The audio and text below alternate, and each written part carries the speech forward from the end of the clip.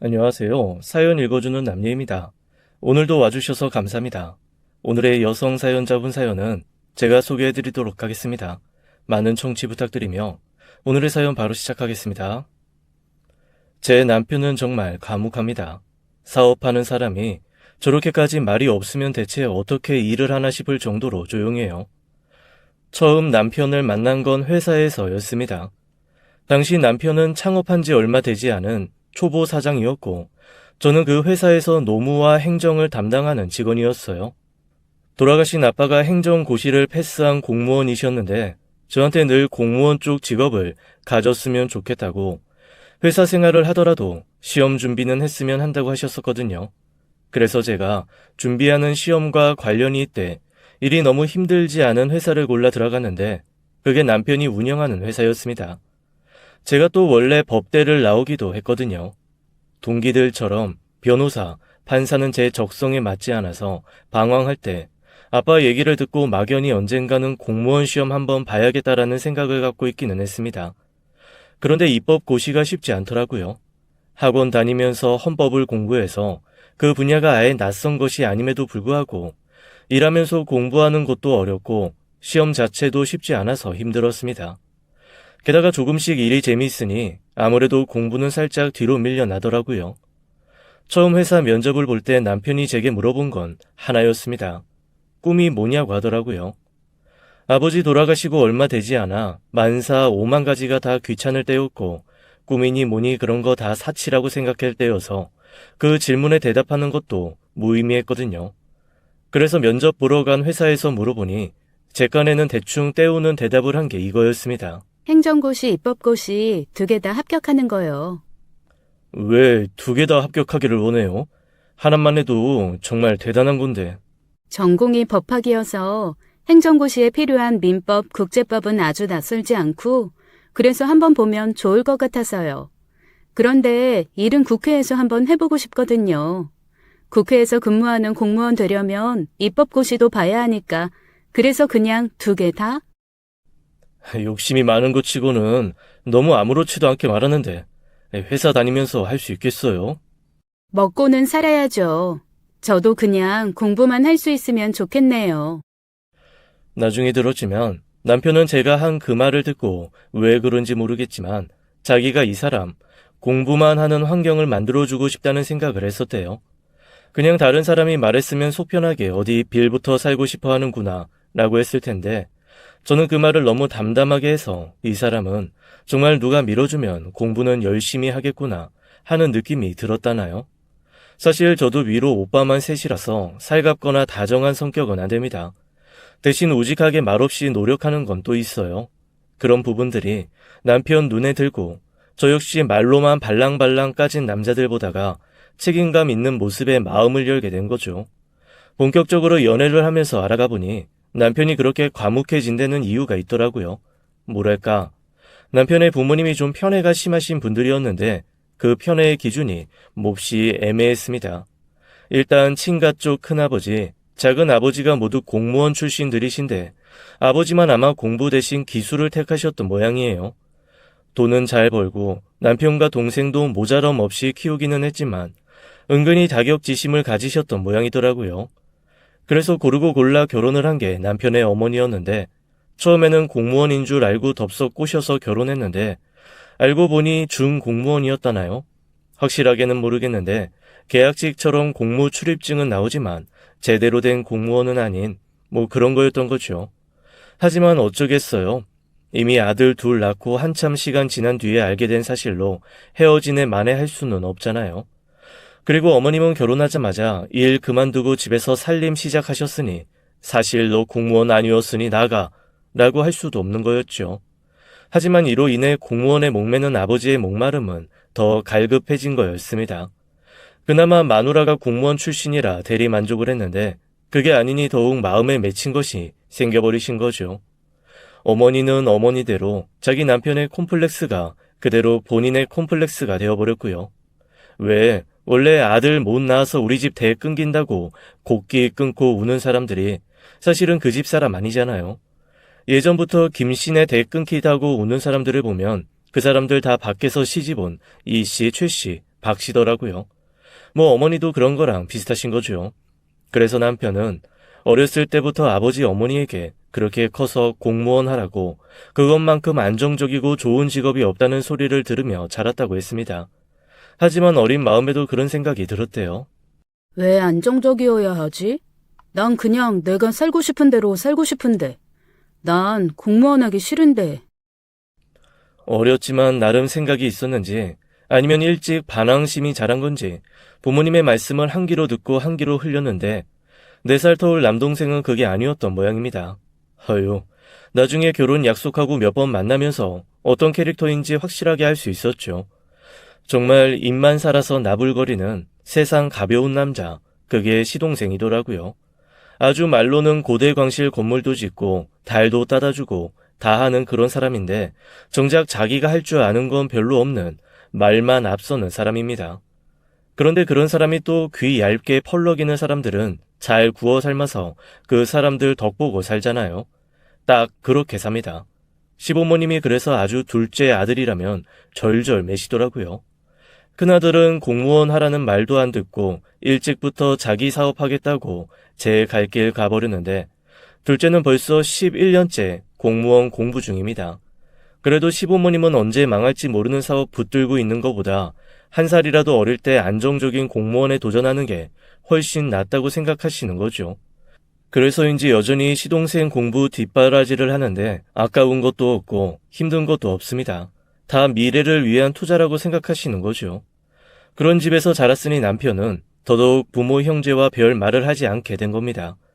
잘한 거 얘기해봐야 칭찬과 격려 대신 언제 잘못될지 모르니 그냥 공무원이나 준비하라는 말 듣고 무시당하니까 대화를 하고 싶겠어요.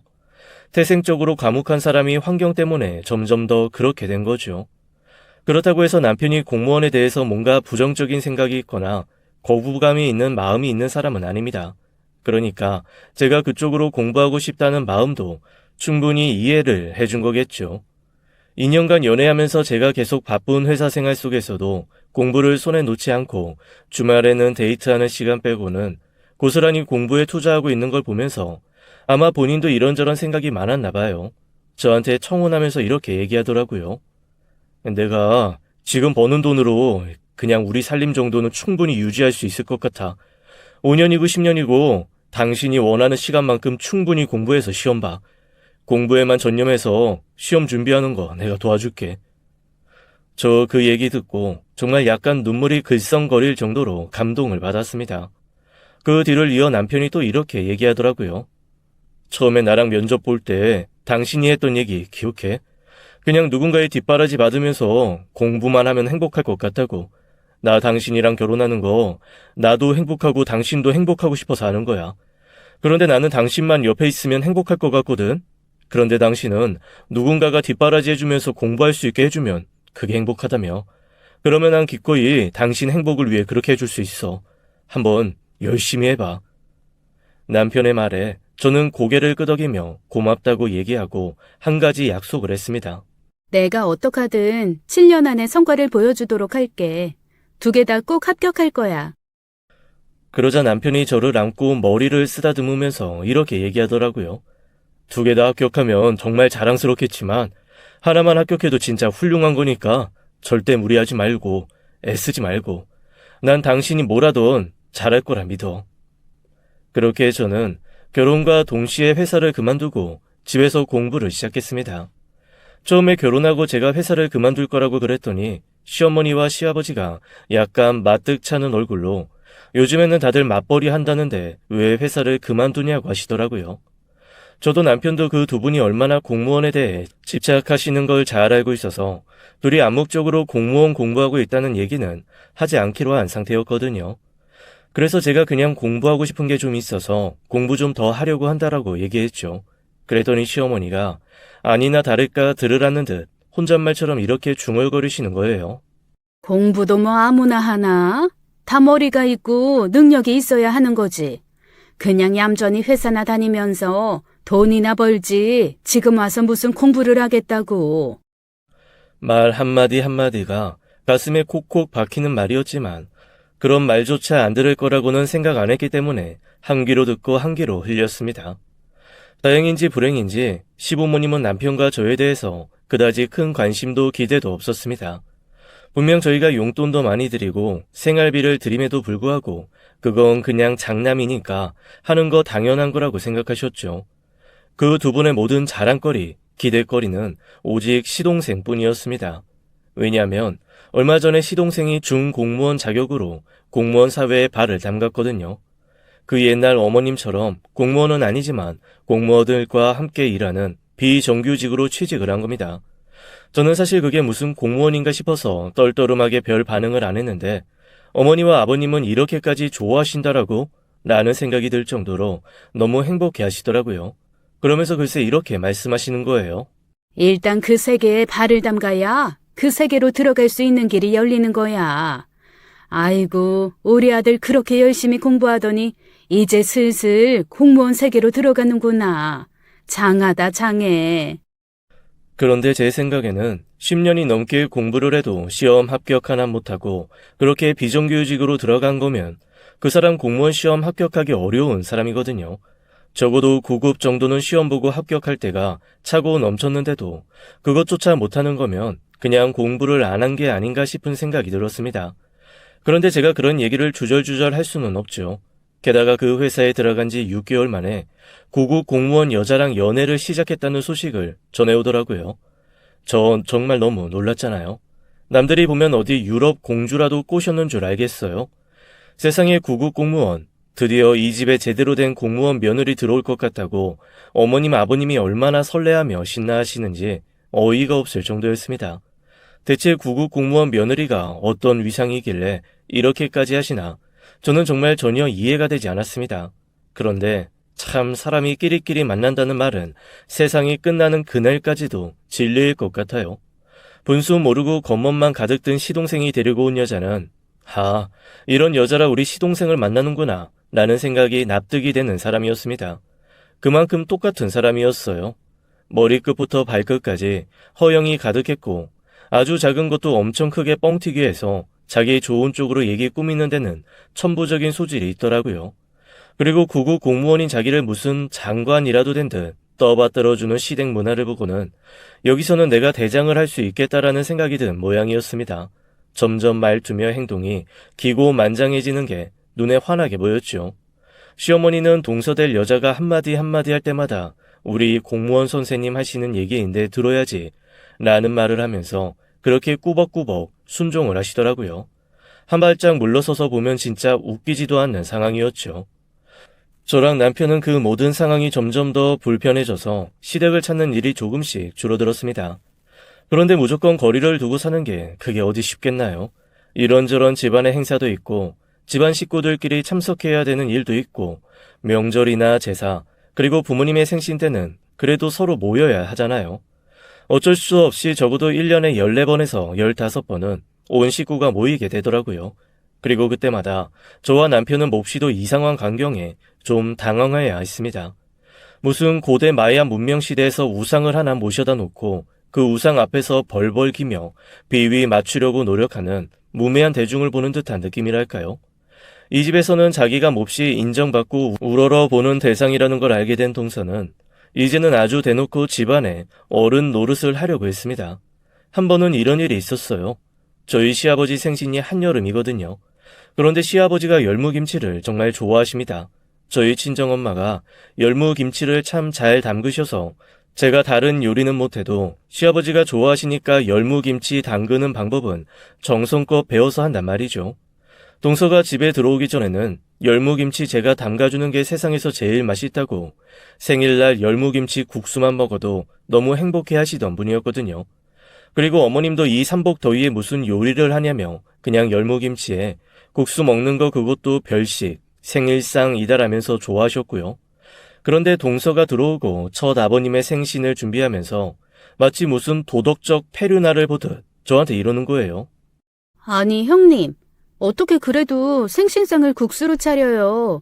국수가 원래 장수를 기원하는 음식이기는 하지만 그래도 생신인데 고기 국수도 아니고 풋내나는 열무국수라뇨. 어우, 세상에. 양반집에선 절대 안 이러죠. 순간 너무 당황스러웠습니다. 아니 요즘 세상에 사농 공상이 있는 것도 아니고 양반 쌍농 구분이 있는 것도 아닌데 생일날 열무국수 먹으면 큰일 나는 건가요? 그리고 톡 까놓고 말해서 한여름에 열무 얼마나 비싼 줄 아세요? 차라리 고기 사다 구워 먹는 게 훨씬 싸게 먹힙니다. 저는 그냥 실용적으로 서로가 좋아하는 거 생일날 선물 겸해서 그거 해드리면 오래오래 잘 드실 테니 선택한 메뉴였는데 그런 식으로 공격이 들어올 거라고는 생각도 못한 거죠. 제가 너무 당황해서 아무 말도 않고 멀뚱멀뚱 있으니까 시어머니가 옆에서 아주 얄밉게 이렇게 거드시더라고요. 하긴 나도 좀 항상 그게 걸리기는 했어. 그래도 생신인데 국수 한 그릇 덜렁 놓고 밥 먹는 거 그거 영 본데 없는 집 같지 않니? 맞아요, 어머님. 그래도 생신상은 제대로 차려야죠. 과일이랑 고기, 뜨거운 탕, 생선구이 이런 거 놓고 한 상 차려서 드셔야죠. 아유, 이게 뭐예요. 열무국수라뇨. 그러게, 네 말 듣고 나니까 그렇다. 역시 나란 일하는 사람 생각이 다르네. 그럼 이번 아버지 생신은 그렇게 차려볼까? 그렇게 차려야죠. 참, 그런데 어머님, 어떡하죠? 아버님 생신 식사하시기로 한 토요일 점심에 제가 글쎄 대민 지원을 나가야 돼서 조금 늦게 올 것 같아요. 식사 준비를 다 도와드리진 못할 것 같고 식사할 때 시간은 어떻게 간신히 맞출 수 있을 것 같거든요. 아이고, 나란 일이 먼저지. 뭘 그런 거를 걱정해. 그런 거는 그냥 집에서 노는 사람이 알아서 하면 돼. 네 형님 집에서 그냥 놀잖아. 그날 좀 일찍 와서 같이 요리하면 되는 거지.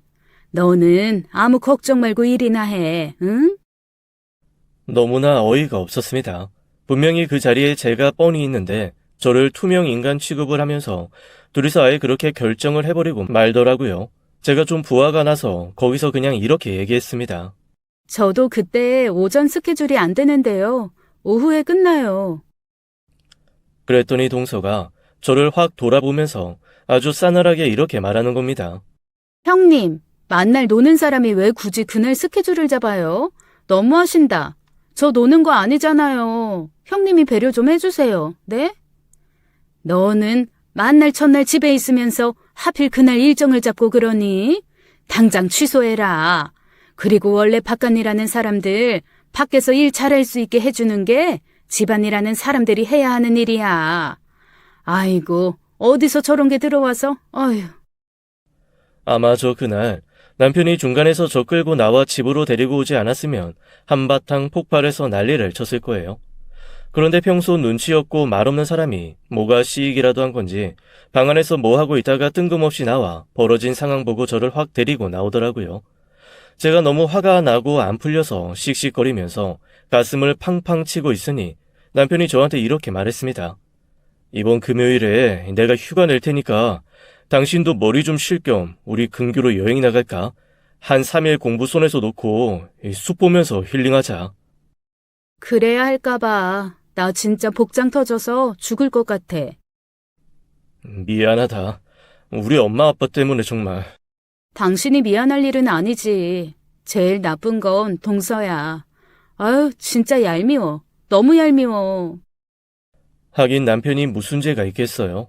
본인도 그런 부모라서 괜히 제 눈치 보고 부모 때문에 속상하고 이래저래 힘들겠죠.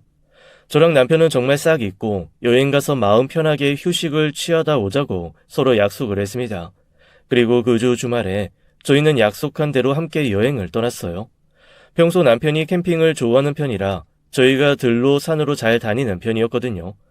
그리고 절대 조금이라도 위험하다거나 기상청이나 발표가 나면 움직이지 않습니다. 왜냐하면 처음에 놀러 다닐 때쯤 한번 이런 일이 있었어요. 저희랑 항상 같이 다니던 크루 같은 사람이 하나 있었는데 그분이 너무 자기의 경험이 또렷하다 보니까 일기예보나 주변 사람들의 조언을 항상 듣지 않는 분이었거든요. 비 많이 온다고 계곡 근처 가지 말라고 할 때도 이 정도 비는 절대 물 안 넘친다고 자신만만했습니다.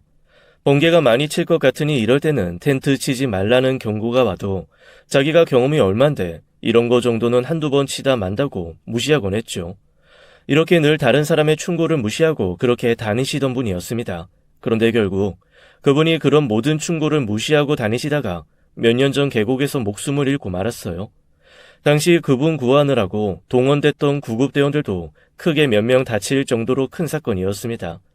그때 이후로 저랑 남편은 우리의 즐거움을 위해 누군가의 목숨을 저당 잡혀서는 안 된다는 생각을 1순위로 하고 살고 있거든요.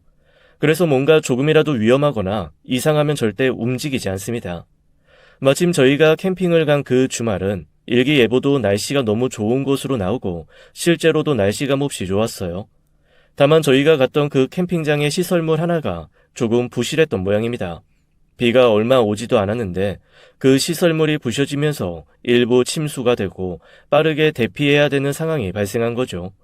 사실 이거는 어떤 자연재해라기보다는 정비를 제대로 하지 않은 캠핑장의 인재에 가까운 상황이어서 저희도 그냥 간만에 쉬려고 했는데 재수가 좀 없었다는 생각을 했습니다.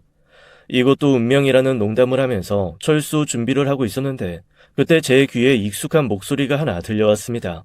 세상에, 여기서 뭐 하세요? 깜짝 놀라 돌아본 곳에는 동서가 있었습니다.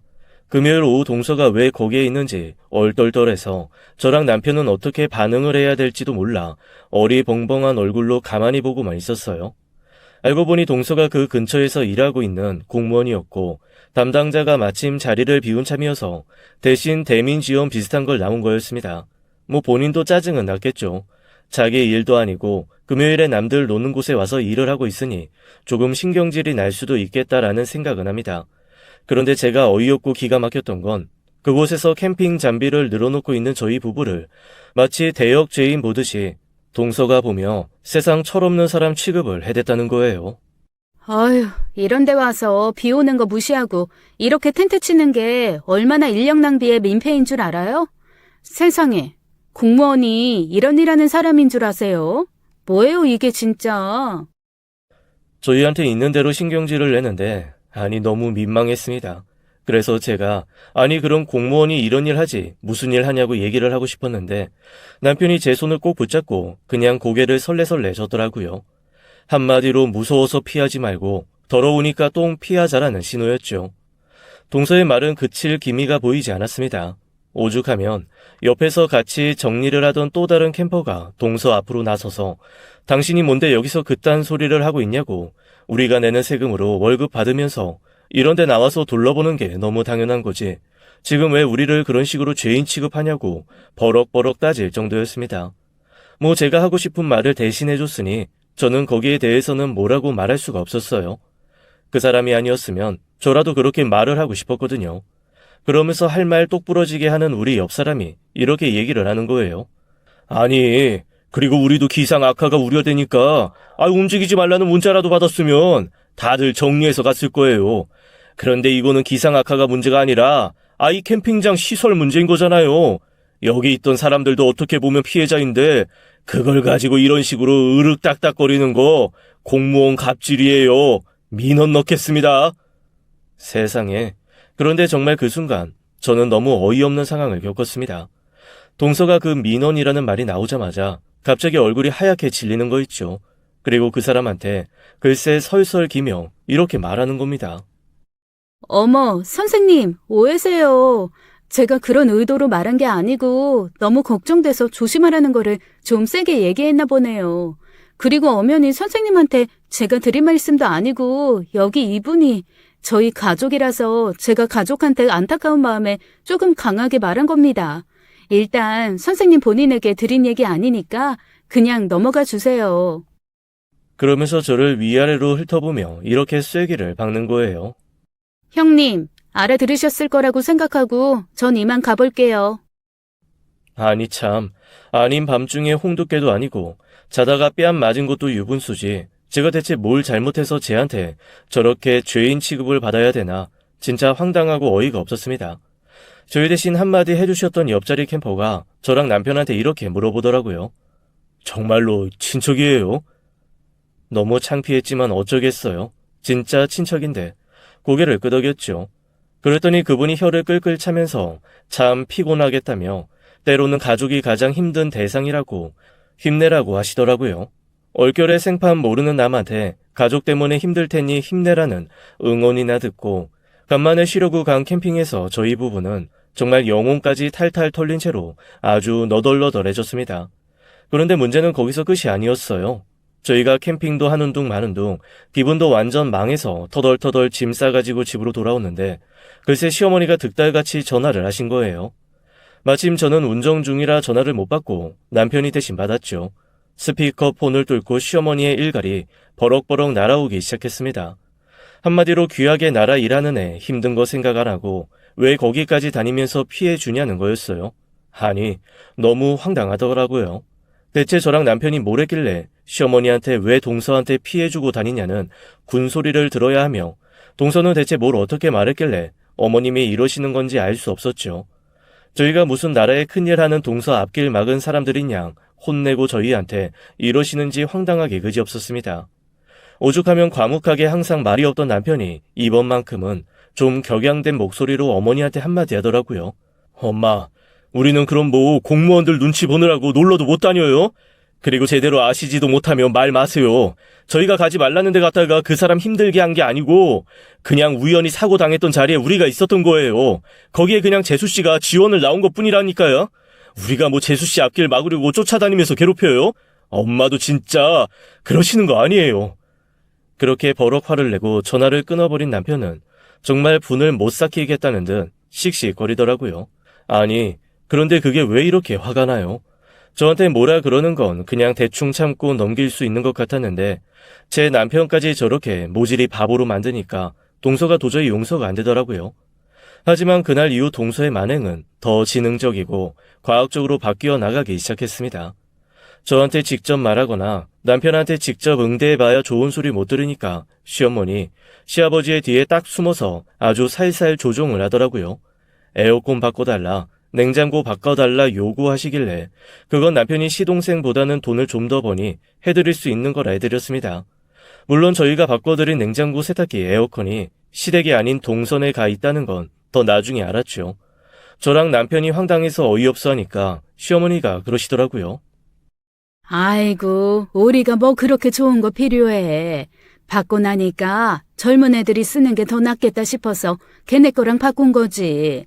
걔네도 몇 년 전에 혼수해온 거라 새 거야, 새 거. 우리 두 노인네 사는 데는 저걸로도 충분하다, 충분해. 그렇게 몇 번 속듯 살림을 바꿔드린 후 나름 빈정상하고 부하가 치밀어 오른 남편이 더 이상 살림에는 돈을 안 쓰니 그 다음에 어머님이 쓰신 작전은 저를 부려먹는 거였습니다. 어느 날부턴가 시어머니가 자꾸만 집에 무슨 일이 있으면 저한테 와서 좀 도와달라는 전화를 하시더라고요.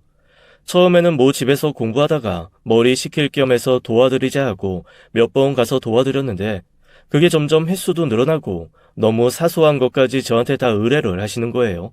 아니, 집에 열쇠가 망가졌으면 열쇠공을 불러야지 왜 저를 불러요?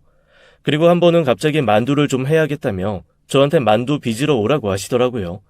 두 분 다 그렇게 만두를 좋아하시는 분들이 아니어서 저희 설날 때도 떡만둣국 안 먹고 그냥 떡국만 먹었거든요. 그런데 만두를 해야 된다고 집까지 오라고 하셔서 좀 의아한 마음으로 갔는데 세상에 아주 커다란 들통으로 3개나 만두소가 쌓여 있는 겁니다. 그걸 앉아가지고 다 빚자고 하시는데 기가 탁 막히더라고요. 대체 이 많은 만두를 누가 언제 다 먹나 싶어 어머니께 물었더니 대답 없이 그냥 일단 빚으라고만 하시더라고요. 급하다고 막 퇴근하시길래 우선 앉아서 소 넣을 숟가락을 집었는데 얼마나 많은지 빚어도 줄어드는 느낌이 안 나는 거예요. 게다가 아무리 생각해도 이 많은 만두 우리 집에서는 도저히 먹을 사람이 없다고 말이죠. 다시 한번 물어봤습니다. 어머니, 그래도 누가 먹을지는 알고 빚어야죠. 저희 식구 중에 이렇게까지 만두 많이 먹는 사람은 없는데 이거 다 어디다 쓰시려고 그러세요?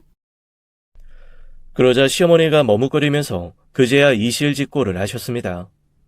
아니, 그 둘째가 그 만두를 좋아하는데 아유, 입에 맞는 만두가 없대. 둘째는 이 고기보다 부추 많이 들어간 만두가 좋다고 하더라고. 그런데 워낙 나란 일이 바빠야 말이지. 그냥 만두가 냉동실에 차곡차곡 있으면 급할 때 한 번씩 후루룩 쪄먹고 끓여 먹고 그러기 편할 것 같다고 한번 얘기하길래 내가 좀 해서 냉동실에 놓고 먹으라고 주려고 하는 거지. 순간 만두 빚는 손을 탁 놔버렸습니다. 어머님, 그럼 이거 지금 동서줄 만두 이렇게 많이 저 불러다가 빚으시는 거예요? 넌 어차피 집에서 놀잖니. 이거 오늘 안에 해서 싹 쪄가지고 밤에 갖다 줘야 애가 따뜻할 때 냉동실에 보관을 하지. 얘, 개퇴근 시간 다 됐다. 이거 찌고 하려면 빨리 해야 돼. 얼른 해. 너무 어이가 없어서 정말 죄다 손에서 놓고 그대로 나와버리고 싶었습니다. 제가 왜 동서 먹을 만두를 이렇게 비지땀 흘려가며 빚어야 해요? 이해를 못하겠더라고요. 제 얼굴이 확 굳는 걸 보고 시어머니가 저한테 이러시더라고요. 네가 둘째 썩 예뻐하지 않는 거 알거든. 그런데 그런 게 바로 자격지심이라고 하더라. 앞으로 둘째한테 그런 질투 보이지 말고 잘해. 집안에 그래도 공무원 하나 있다는 게 얼마나 든든한 일인 줄 아니? 그리고 나란 일하면 얼마나 신경 쓰고 바쁠 게 많겠어. 집에서 노는 사람이 이런 식으로 좀 도와주면 일을 해도 조금 더 수월하지 않겠어? 다 복 짓는다고 생각하고 웃으면서 해. 음식하면서 그렇게 얼굴 찌푸리는 거 아니다. 정말 수도 없이 머릿속으로 갈등을 했습니다. 여기서 다 때려치우고 나가면 당장은 제 속이 편하겠죠. 하지만 제 마음 한켠에 아무리 편협하게 차별을 한다고는 하지만 늙은 어머님 혼자 끙끙거리며 고생할 게 영 마음에 걸리더라고요. 그건 또 제 마음에 편한 일은 아니었습니다. 그냥 차라리 제가 조금 더 마음 숙이고 하고 말지 라는 생각에 한숨 푹푹 쉬면서 만두를 빚었죠. 그날 밤 10시가 넘도록 만두를 정말 1000개는 넘게 빚은 것 같아요. 어머님은 진짜로 그거를 다 하나하나 쪄서 싹 식힌 다음에 켜켜이 잘 쌓아서 동서네 집에 갖다 주시더라고요. 그것도 집에 들어가면 동서 불편해한다고 대문 앞에 놓고 전화하셨대요. 밖에 만두 있으니까 가지고 들어가라고. 저희 집은 수시로 뻔질나게 드나들면서 번호키 안 알려준다고 3일을 머리 싸매고 누워 쉬하시던 분이 동서는 불편하면 다음날 일 못한다고 거기까지 가셔서 벨 한 번 못 누르고 물건 놓고 전화하셨다는 거죠. 그 얘기를 듣고 정말 기가 막혔습니다. 이런 차별 더 이상 당하고 싶지 않다라는 생각에 저는 더더욱 공부에 매진하기 시작했습니다. 남편도 그런 저를 응원하면서 앞으로 시댁에서 오는 전화나 만나자고 하는 거 자기가 다 중간에서 막아줄 테니 일단 공부에 매진하라고 하더라고요. 그래서 한 몇 달간은 시어머니 전화도 안 받고 정말 공부에만 매진할 수 있었어요. 그런데 그렇다고 해서 아예 안 보고 살 순 없잖아요. 시어머니 생신 때 식사 자리까지는 빠지지 못하겠더라고요. 몇 달간 집에서 정말 쪽잠 자면서 하루에 20시간씩 공부를 하다 보니 저는 살이 쪽 빠진 상태였습니다. 그리고 몇 달 만에 시댁 모임에 갔더니 아무리 저한테 관심 없는 시어머니도 눈이 동그래지시더라고요. 아니, 너는 애가 왜 이렇게 피골이 상접했니? 요 몇 달 동안 아주 껌거먹은 소식이어서, 어? 내가 만나면 한마디 하려고 했는데, 너 어디 아팠니? 네? 아니요. 저 뭐 좀 하느라고. 아니, 그러게 뭘 했길래 그렇게 애가 뼈밖에 안 남았어. 뭘 하길래? 저 공부 좀 하고 있어서. 아니, 대체 너는 무슨 공부를 하길래, 어? 공부한다고 회사도 안 다닌다 그래. 공부한다고 이렇게 살도 빠져. 대체 무슨 공부를 하는데? 평소에는 제가 무슨 공부를 하는지 그냥 공부한다고 한두 번만 얘기하면 별말 없이 넘어가시던 시어머니가 제가 너무너무 살이 빠져서 모습조차 달라졌더니 이번에야말로 무슨 공부를 하는지 듣겠다는 강렬한 의지를 장착하신 듯 했습니다. 포기하지 않고 계속 물어보시더라고요. 무슨 공부하냐고. 그래서 할 수 없이 남편 눈치를 슬쩍 보다가 얘기했습니다. 저 사실 그냥 공무원 시험 좀 봐보려고요. 그리고 그 순간 정말 시어머니와 시아버지, 시동생과 동서가 파한대소, 그런 파한대소가 없게 미친 듯이 웃음을 터뜨리더라고요. 아마 제가 아이돌 준비한다고 해도 그렇게까지 웃지는 않았을 거라는 생각이 들 정도로 미친 듯이 웃어제꼈습니다. 아이고 배야 하면서 식탁을 탕탕 치며 웃는데 너무 무안해서 눈물이 다 나올 것 같았습니다. 동서가 진짜 웃겨서 견딜 수가 없다는 듯 얼굴이 빨개져서 저한테 마치 아이 어르듯 이러는 거예요. 아이고, 우리 형님 공무원 되고 싶으셨어요? 그러니까, 생각은 잘하셨는데 그게 어디 그렇게 생각처럼 쉽나요? 공무원 공부하시느라 그렇게 살이 빠지셨어요? 세상에, 형님 귀엽다 귀여워. 그러자 시동생도 이죽이죽 웃으면서 이러더라고요. 형수님, 와, 진짜 반전이다. 공무원 시험이 어디 쉬워요? 이 사람이 되니까 붙고 이렇게 공무원 하는 거지. 나봐요. 그렇게 오래 공부했는데도 아직도 힘들잖아. 공무원 그게 아무나 되는 게 아니라니까.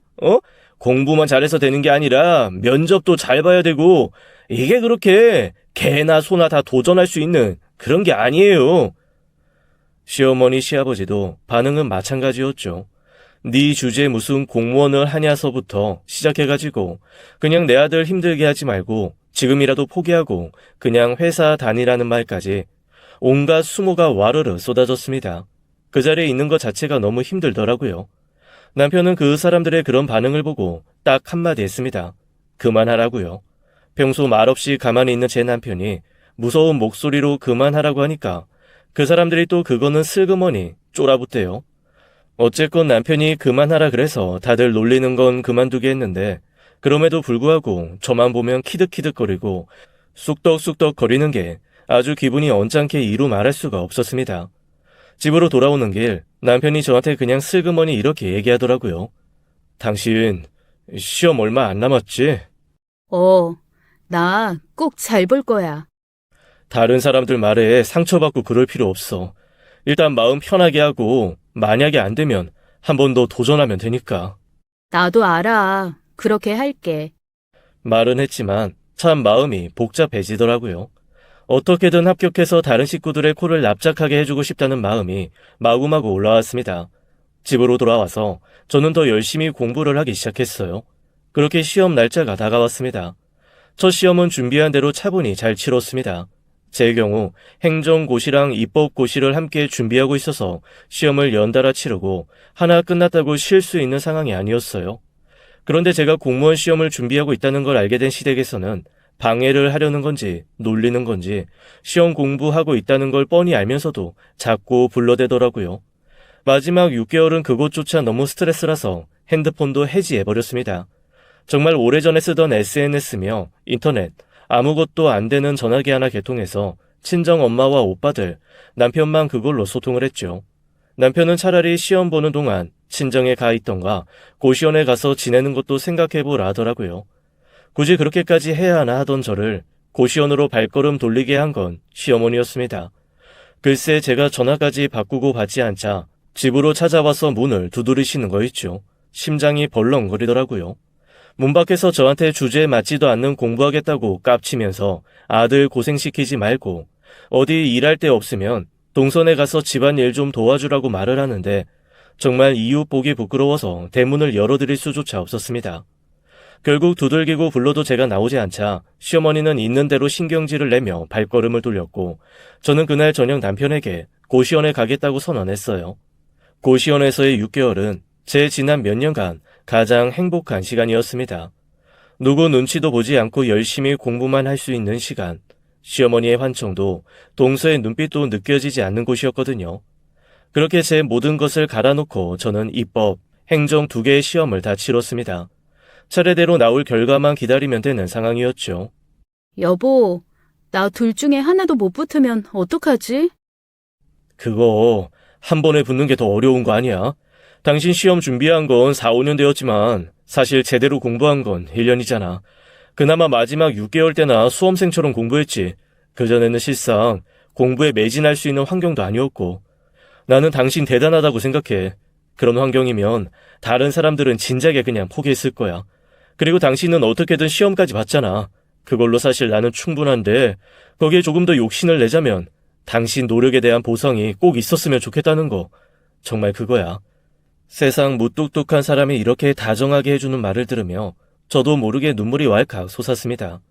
어쨌거나 둘 중 하나라도 되면 감사하고 둘 다 되면 너무 행복하겠죠. 하나도 합격을 못하면 이후에 계속 시험에 도전할 것인지는 고민을 좀 해보기로 했습니다. 결과를 기다리면서 저는 차분하게 일상으로 돌아올 준비를 했습니다. 제가 고시원까지 가서 공부를 한 것을 알고 친정 엄마는 굳이 왜? 라는 반응이셨거든요. 이거저거 말하기 귀찮고 또 말해봐야 시댁 욕이니까 가만히 있었는데 시험 다 끝나고 나니 애써 시댁홈 제가 숨기려고 애쓸 필요도 없겠다 싶겠더라고요. 그래서 엄마와 오빠, 새 언니들이 모인 자리에서 제가 고시원을 갔던 이유를 말해줬습니다. 사실 제가 성격이 무뚝뚝하고 감정 표현 별로 없는 게 식구들 닮아서 그런 줄 알았거든요.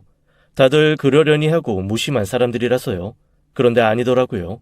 시댁 얘기를 들으면서 큰오빠, 둘째 오빠는 화를 참지 못하고 벌떡 일어나 발코니에서 담배를 뻑뻑 피우다가 들어오고 셋째 오빠는 술을 다 벌컥벌컥 마시는 게 아니겠어요. 그러면서 동서 근무처 어디냐고 아주 블랙리스트 민원인으로 제대로 괴롭혀준다고 씩씩거리는데 옳은 방법은 아니어도 그렇게 제 편을 들어준다는 것만으로도 충분히 위안이 되더라고요. 모든 얘기를 다 듣고 나서 엄마가 제게 이러셨습니다. 돌아가신 네 아빠가 왜 너한테 공무원 했으면 좋겠다고 그러셨는 줄 알아? 그냥 그게 제일 길게 가는 직업이고 아빠가 일했던 분야라 그런 거 아니야? 아빠는 네가 모든 자식들 중에 가장 자기를 많이 닮았다고. 그래서 이 분야 일하면 참 잘할 거라고. 정말 나라에 보탬되는 인재 될 거라고 믿었어. 그래서 하라고 하셨던 거야.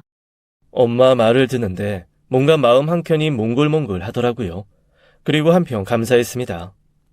시부모님처럼 당신들의 욕심과 자존심 때문에 자식 통해 대리만족을 하는 게 아니라 정말 내 자식에게 잘 맞을 것 같고 내 자식이 잘 해줄 것 같아서 권하는 사람이 내 부모라는 게 말입니다. 그렇게 엄마, 오빠들과 얘기를 나누고 있는데 남편이 저를 데리러 왔습니다.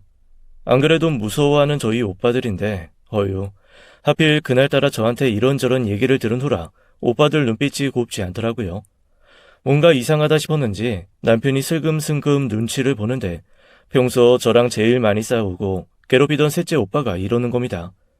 지금처럼만 잘해. 든든하게. 방패 막이 딱. 그러란 말이야. 네, 알겠습니다.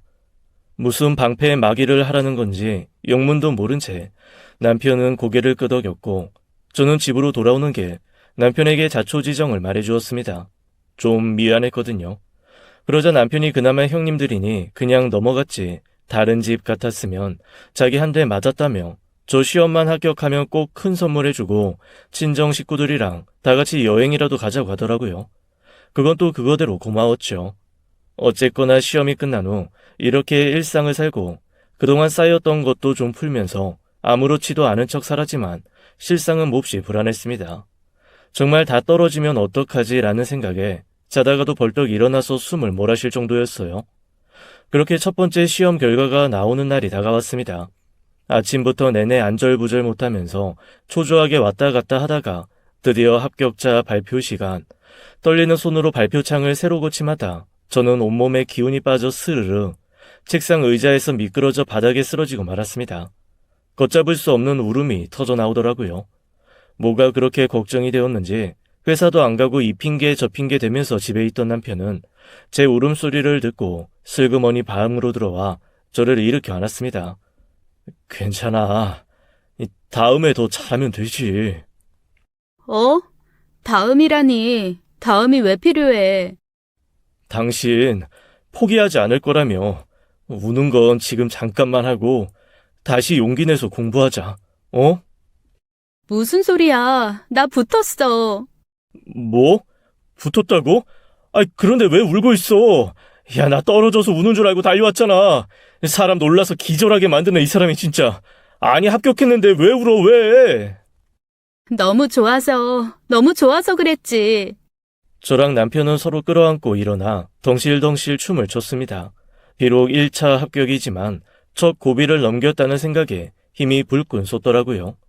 이후 3차까지 이어진 시험도 저는 남편의 응원 속에 차근차근 다 치를 수 있었습니다. 결과는 최종 합격이었죠. 남편이 정말 너무너무 좋아하더라고요. 자기 친가에도 이렇게 시험 봐서 5급 공무원이 된 사람은 없다며 저보고 진짜 대단하다고 칭찬을 하는데 저도 모르게 어깨가 으쓱했습니다. 일단 큰 산은 하나 넘은 셈이었죠. 제가 전화도 안 받고 번호도 바꾸고 두문불출을 하니 처음에는 집까지 찾아와 꼴질을 하던 시댁 식구들도 이제는 아예 없는 사람 취급을 하기 시작했습니다. 오히려 저는 더 편했죠. 남편이 말을 전해주지 않아 자세하게는 모르지만 아마 시댁 식구들 사이에서 저는 머리 나빠서 혼자 애쓰고 있는 바보 멍청이 천지 취급을 받는 것 같았어요. 뭐랄까, 자기네들이 워낙 공무원에 대해 우러러보는 마음이 있으니 그 시험 자체를 무시하지는 못하는데 제까지 것이 도전하고 있다는 건 가짜않게 생각하는 마음이랄까요. 그러다 보니 시간이 지날수록 건드리는 건 덜해지더라고요. 덕분에 저는 합격한 행정고시를 든든한 배수진으로 두고 남은 입법고시에 매진할 수 있었습니다. 역시나 시험은 쉽지 않았습니다. 떨어져도 할 수 없겠다는 마음과 그래도 꼭 합격하고 싶다는 마음, 어떻게든 해내고 싶은 마음까지 제가 할 수 있는 최선의 최선을 다 쏟아부었어요. 그렇게 모든 시험을 다 마무리하고 저는 비로소 마음의 자유를 얻었죠. 시험도 다 마무리되었겠다. 더 이상 시댁을 피할 이유는 없었습니다. 제가 5급에 합격했다는 말도 굳이 하지는 않았어요. 그 사람들한테까지 자랑하고 싶을 만큼 저 절박하지 않거든요. 여하튼 거의 8개월 만에 시댁 식구들과 함께 식사를 하는 자리가 마련되었습니다. 분명 저를 놀리거나 무시하는 시간이 될 거라는 거 알았지만 남편이 자기가 알아서 정리할 테니 그냥 가만히 있으라고 하더라고요. 저는 저 나름대로 그 사람들을 신경 쓸 여유가 없었던 것 같았습니다. 하필 점심 식사를 하기로 한 그날이 제 입법고시 최종 합격자 발표 날이었거든요. 전체 경쟁률이 210대 1이어서 거의 기대는 하지 않았지만 그래도 제 눈으로 확인할 때까지는 포기하고 싶지 않았어요. 아니나 다를까 오랜만에 만난 시댁 식구들은 절 보자마자 피식피식 새어나오는 웃음을 감추지 않더라고요. 아유, 공부는 포기하셨나요? 이번에 9급 시험이 언제지? 지났지. 슬슬 합격자 발표 나올 때 아닌가? 안 그래도 이번에 전반적으로 공무원 시험 난이도가 높았다던데 괜찮았어요? 시험은 보셨죠? 제가 엿이라도 좀 보낼까 하다가 그런 거조차 부담돼서 떨어졌다는 원망 듣고 싶지 않아서 안 보냈어요. 그냥 보내드릴 걸 그랬나 봐요. 다음 시험 보기 전에는 제가 보내드릴게요. 엿이라도 드셔야 철썩 붙지 않겠어요? 아유, 엿 먹는다고 붙으면 시험 떨어질 사람 있겠니? 다 자기 실력이고 머리지. 그렇게 마음껏 까불고 이기죽거리는데 참 가소로운 생각이 들었습니다. 남편도 평소 같으면 울긋불긋했을 텐데 희미하게 미소까지 띠고 잠잠히 보고만 있더라고요. 일단 다 같이 자리에 앉아 식사를 시작했습니다. 뭐가 이것저것 많이 나오기는 했지만 제 신경은 온통 합격자 발표였죠. 안절부절 못하게 되더라고요. 몇 번을 핸드폰을 열었다 닫았다 하니 동서가 그게 또 거슬렸는지 저한테 물어봤습니다. 어디 연락 올 때 있어요? 아니, 뭐 좀 보려고. 혹시 합격자 발표? 형님, 정신 차려요. 오늘 발표하는 건 입법고시예요. 9급이 아니라고요. 동서의 말을 듣고 시동생과 시어머니가 배를 잡고 웃기 시작했습니다. 자기 합격자 발표 날도 헷갈리는 사람이 무슨 공무원 하냐고 마구 비웃더라고요. 그러거나 말거나 저는 다시 한번 폰을 꺼내서 새로 고침을 누르고 확인을 했습니다. 그리고 조용히 핸드폰을 남편에게 건네줬죠. 남편이 깊게 한숨을 내쉬더라고요. 저기 할 말 있어요, 저희. 응? 무슨 할 말? 아이고, 알았어. 그만 놀릴게. 그래, 우리가 심했다. 우리가 잘못했어. 그게 아니고 이 사람 공무원 시험 합격했어요. 남편의 말에 그 자리에 있던 모두가 얼떨떨한 얼굴로 멀뚱멀뚱 바라보더라고요. 그 와중에 먼저 입을 연 건 동서였습니다. 어머, 9급? 어느 지역이요? 그 순간 저는 남편의 말과 행동을 아마 평생 잊지 못할 것 같아요.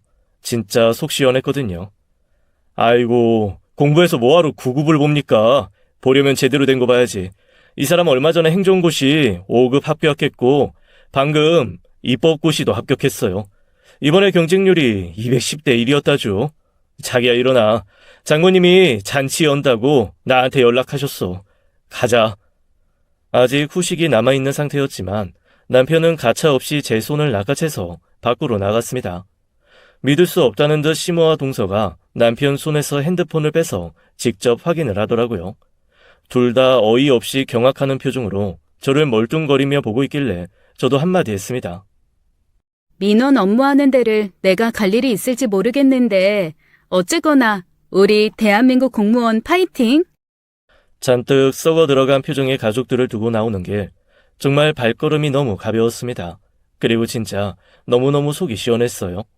남편이 저한테 진짜 수고했다고 너무 자랑스럽다고 해주더라고요.